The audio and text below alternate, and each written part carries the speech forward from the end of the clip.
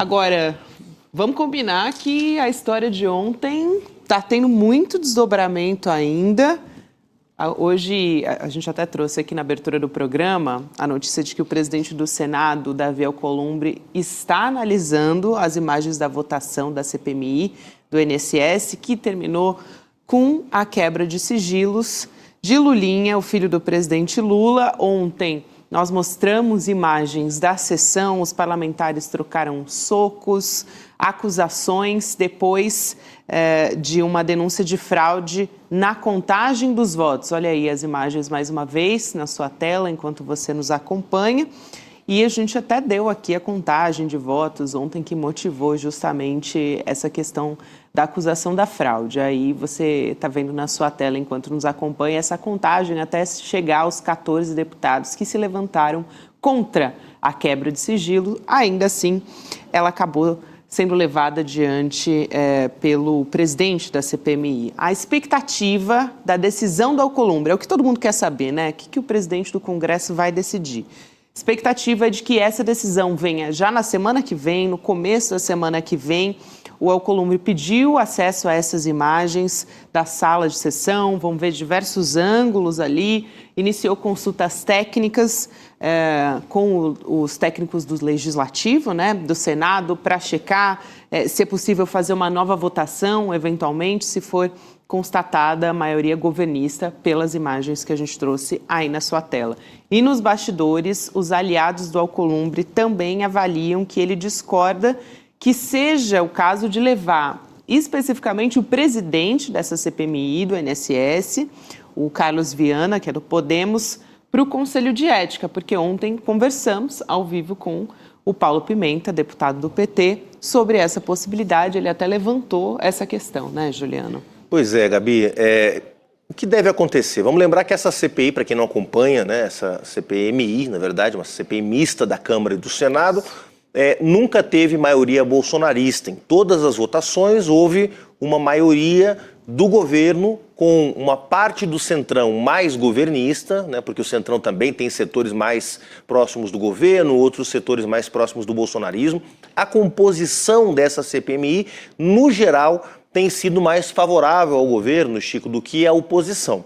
Sim. Por isso que chamou tanto a atenção a votação de ontem, porque numa votação tão importante, onde o filho do presidente teve o seu sigilo bancário quebrado, houve uma mudança na correlação de forças, né? Então, houve um estranhamento e depois se conferiu que não houve essa mudança de correlação de forças, que o que houve, na verdade, foi um golpe, uma manobra do presidente, né, da CPMI. Depois também veio à tona as relações que o presidente da CPMI, que quando foi eleito era centrão raiz e que agora é centrão bolsonarista. Ele foi fazendo em Minas Gerais acordos com o bolsonarismo para ser o candidato do bolsonarismo ao Senado. Então, esse presidente foi se bolsonarizando e, por isso, talvez tenha deixado rolar essa fraude e legitimado essa fraude, esse golpe, no dia de ontem. Se o Davi Alcolumbre, Gabi, Chico, quiser restaurar a normalidade, ele vai revogar essa votação, ele vai tomar uma decisão administrativa, qualquer que seja, para desfazer essa votação, mas vai ficar de bem com o Carlos Viana, com o presidente da CPMI, porque ele é centrão e o centrão é Alcolumbre. O Davi Alcolumbre é de um partido centrão, é um dos líderes do centrão, não vai levar um dos seus para o Conselho de Ética do Senado Federal, Conselho de Ética que tem lá uma representação contra o Flávio Bolsonaro, Gabi, há 7 anos. Isso. Então não vai ser agora que ele vai caçar um deputado ou um senador ligado a ele. Então eu acho que nesse caso o mais provável é revogação da decisão. Exato. Com uma pacificação geral para que a CPMI conclua seus trabalhos. Com uma última observação. A oposição certamente vai para o Supremo com essa decisão. A pergunta que você fez muito perspicaz ontem para o Paulo Pimenta, certamente a oposição vai, não porque queira reverter a decisão, mas porque quer manter em evidência, claro, as suspeitas em torno do filho do presidente Lula. Aliás, Chico, só para lembrar que antes da CPMI, o ministro André Mendonça do Supremo já tinha autorizado a quebra de sigilo do Lulinha. Em janeiro, né? Isso, depois de pedido da Polícia Federal. Então, na verdade, essa história estar na CPMI agora não é uma coincidência e tem esse intuito realmente de incutir na cabeça das pessoas, de criar esse simbolismo de que a família do presidente Lula está ligada à corrupção. É esse o objetivo, né? Exatamente. Numa eleição que você tem, de um lado, o candidato Flávio Bolsonaro é implicado em rolo no Rio de Janeiro até o pescoço. Rachadinha, lavagem de dinheiro naquela loja de chocolate, compra de 57 imóveis, cofre junto com o Carluxo, um cofre que meio Rio de Janeiro sabia. Então, o que interessa para a oposição é manter o assunto Lulinha. Esse assunto vai ser mantido até o último voto da apuração. Então, ontem mesmo, foi uma vitória espetacular da fraude da oposição. Pouco importa se é fraude, para a oposição pouco importa. Eles sabem que foi uma fraude, mas estava lá no Jornal Nacional, estava lá na CNN, estava lá em todas as TVs, em rádios do Brasil inteiro. Eles vão manter esse assunto, da forma como for. É só o que interessa. Quebrar o sigilo ou não, isso pouco importa, até porque já foi quebrado no STF, mas não é isso que importa. É manter Lulinha na manchete e vão fazer isso o ano inteiro, com ou sem sigilo. É isso, Chico. Só para fechar aqui, a informação da defesa do filho do presidente Lula, do Lulinha, é de que ele protocolou uma petição dizendo até que a quebra de sigilo não era necessária. Então, é isso que dizem os advogados, que o cliente se coloca à disposição, tem interesse de apresentar até voluntariamente esses dados necessários para esclarecer os fatos. A gente vai voltar a falar sobre esse assunto, pessoal, mas eu quero trazer uma outra história aqui para a gente discutir, que é o do governador de São Paulo, Tarcísio de Freitas. Ele vai ser o coordenador da campanha presidencial do Flávio Bolsonaro no estado de São Paulo. Então, depois daquela visita ao pai, ao Jair, na Papudinha, agora está todo mundo nesse clima de paz e amor, né? Ajoelhou no milho bolsonarista. Teve até fotinho, você viu? Ajoelhou e vai com ele. Aquele Tarcísio que,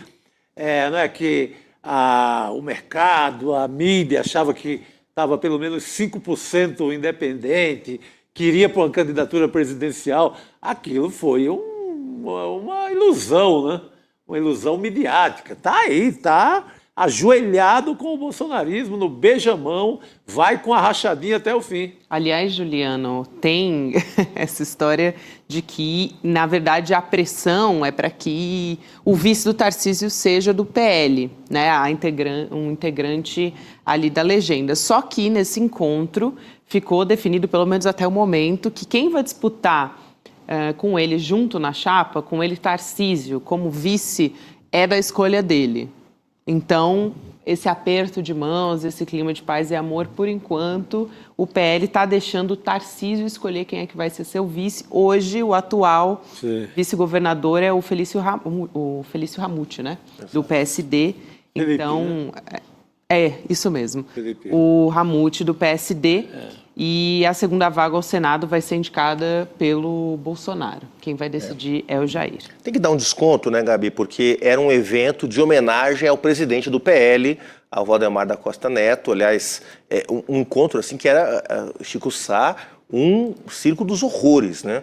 Que era Ricardo Nunes, depois desse carnaval patético, horrível que ele organizou aqui em São Paulo, né? Que foi salvo pelas pessoas, pela alegria das pessoas, porque ele conseguiu esculhambar com o carnaval, odeia carnaval. O Tarcísio de Freitas, né, fazendo um discurso, eu sou de direita, nós da direita defendemos bandido bom, bandido morto, defendemos a família, defendemos a livre iniciativa, esse discurso ultra ideológico do bolsonarismo. O Flávio Valdemar, o ex-presidiário Valdemar da Costa Neto, condenado por corrupção. Então era realmente uma foto horrorosa, né? Agora, não está fácil a vida do Tarcísio de Freitas, por uma razão. O bloco do Centrão em São Paulo, que é o Kassab do PSD, o que sobrou do PSDB, o Podemos da Renata Abreu, o PP do Derrite, esse bloco todo é maior que o PL. Então, se o Tarcísio fica no Republicanos e coloca um vice do PL, ele está fazendo quase que uma chapa puro sangue, do bolsonarismo mais raiz. E esse centrão, que é conservador no estado de São Paulo, que defende as políticas do Tarcísio, mas que não é propriamente bolsonarista, ficaria fora da chapa. Isso explica o clima para lá de azedo entre Kassab e Tarcísio de Freitas nesse momento, porque o Tarcísio é o bolsonarismo e o Kassab é o velho centrão. E se essa aliança não se expressa na chapa, pode ser que o Tarcísio vá enfraquecido para a eleição, pelo menos no primeiro turno. Chico. Esse vice atual do Tarcísio, o Felipe aí, que é ex-prefeito... Felício Ramute. Felício Ramute, que é ex-prefeito de São José dos Campos. Isso. Ele já está rifado naturalmente, porque ele tem uma investigação sobre lavagem de dinheiro no paraíso fiscal em Andorra e outra parte no Panamá. Então ele já está ferrado. No processo ele não aguentaria uma eleição, porque a qualquer momento saem novos casos envolvendo essa lavagem de dinheiro de 8 milhões. Então ele está ferrado. E é homem do Kassab, vai ter que dar vaga a alguém, mesmo a outro indicado do Kassab, se for o caso. Então é carta fora do baralho. Mas se o Tarcísio vai sem esse centrão de São Paulo, ele vai bastante enfraquecido, principalmente no interior, na prefeitada, que é mais centrão do que bolsonarismo raiz.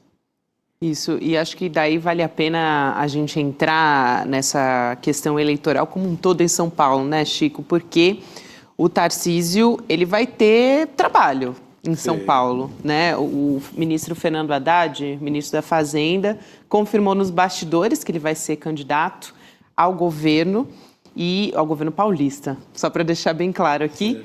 E esse anúncio deve ser feito oficialmente ainda depois da reunião que o presidente Lula marcou com o ministro e o vice-presidente Geraldo Alckmin, que também vai participar na semana que vem. O encontro vai acontecer na terça-feira, então anota aí na sua agenda, porque a ideia já é discutir estratégia eleitoral, as definições para o Senado, para a composição dos palanques. Vem aí, Chico, vai ser fortíssima essa disputa. Vem aí Fernando Haddad na cabeça da chapa. Hoje, quando começou a pipocar o nome dele, eu vi ali a esquerda meio dividida. Vai perder mais uma vez. Não, é o melhor candidato, está meio dividida. A recepção é meio dividida. Eu acho que é o melhor candidato, é o nome mais importante. É jogo grande, tem que jogar com quem tem. Depois do Lula, é o Haddad, dentro do PT. Tem que jogar o jogo grande. É um candidato com muito voto na região metropolitana de São Paulo. Candidato que ganhou a eleição para o Lula. Na capital. Ao ganhar na capital, ao não deixar o bolsonarismo fugir muito e ter uma grande vantagem, no geral, no estado de São Paulo. A gente menospreza, mas o Haddad ele ganha a eleição para o Lula. Óbvio que o Nordeste foi importantíssimo, mas se perde feio aqui em São Paulo, o Nordeste não ia conseguir repor esses votos.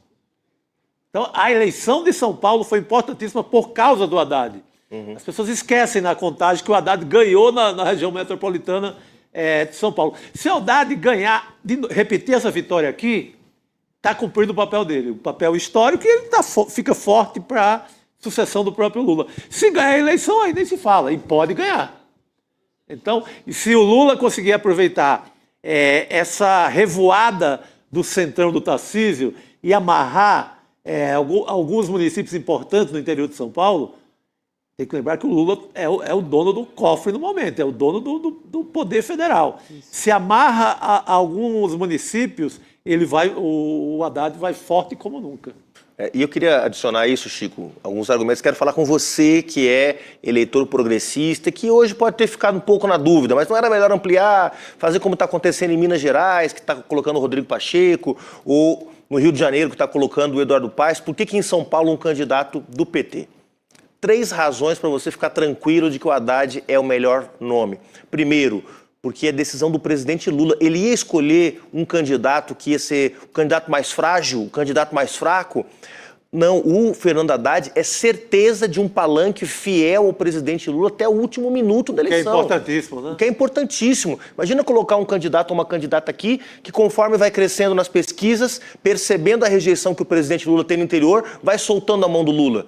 E vai virando candidato de si mesmo. E o Lula perde o palanque em São Paulo, gente, onde tem 20 e poucos milhões de eleitores. Então, primeiro, tá certo colocar uma pessoa de confiança. Segundo lugar, como lembrou o Chico Sá, Fernando Haddad vai bem nas grandes cidades. Pode não ganhar a eleição, mas vai bem nas grandes cidades e garante uma votação expressiva para o presidente Lula.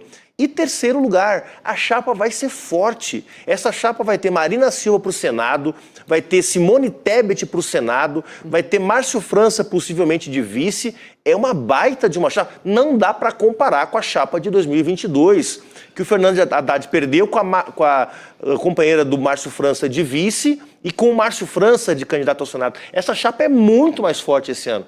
Ou seja, é como se o time tivesse se reforçado, né? Totalmente. Jogou com um time meio misto 4 anos atrás. Nessa Copa do Mundo vai com força máxima. E jogou intimidado, porque ainda era um PT que pedia uma certa desculpa para entrar em alguns ambientes. Exato. Ainda tinha muito o resto daquela campanha nacional, incluindo aquele duto que jorrava do Jornal Nacional da Rede Globo, que foi uma campanha que consolidou um antipetismo no Brasil sem limite. Sim. Agora é um PT que vai pro jogo sem pedir desculpa a ninguém.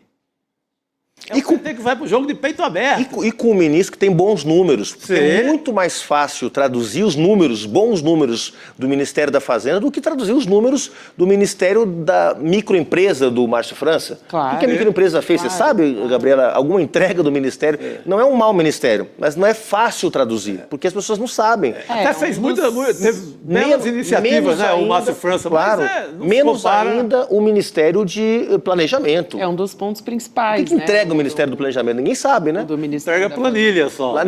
Não tem algo para mostrar, como o caso da isenção do imposto de renda de pessoas que ganham até R$5.000, que é obra do Haddad, da engenharia do Haddad ali no Ministério. Tem o desemprego.